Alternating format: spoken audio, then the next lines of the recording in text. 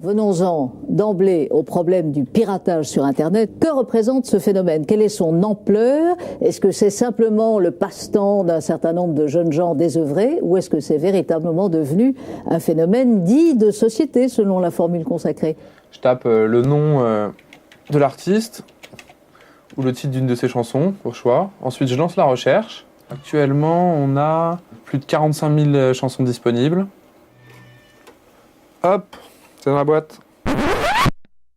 Sous prétexte que c'est du numérique, chacun pourrait, parce que c'est du numérique, pratiquer légalement le vol à l'étalage.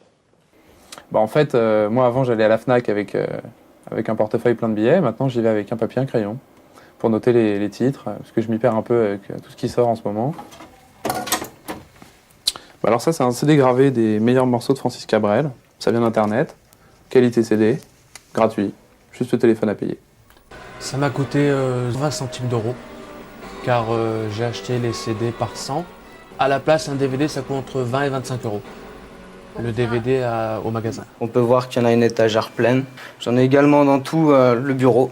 Tous les tiroirs en sont pleins, avec des petits boîtiers, des pochettes, pratiques pour en ranger plusieurs. C'est vraiment pratiquement naturel quand vous êtes sur l'ordinateur connecté à Internet, de télécharger des fichiers très facilement.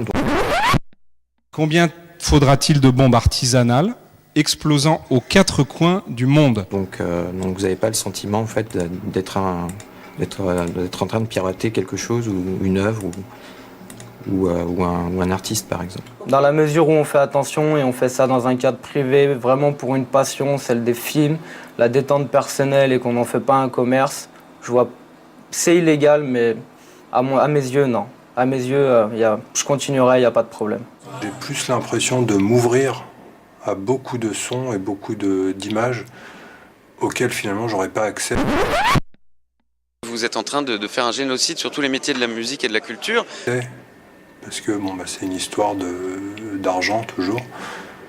Donc je me considère pas comme un délinquant. C'était vraiment de la découverte culturelle, de la curiosité, quoi. C'était histoire d'aller voir un peu plus facilement qu'effectivement d'aller fouiller dans les bacs. On n'est pas des pirates, dans la mesure où ils veulent arriver à contrôler, si vous voulez, le téléchargement. Ils devraient plutôt légiférer dans le sens accompagner ce développement, plutôt de criminaliser les gens en montrant du doigt en leur disant on va vous menacer de ci, de ça. Ça nous arrive à nous, ça pourrait arriver à n'importe qui.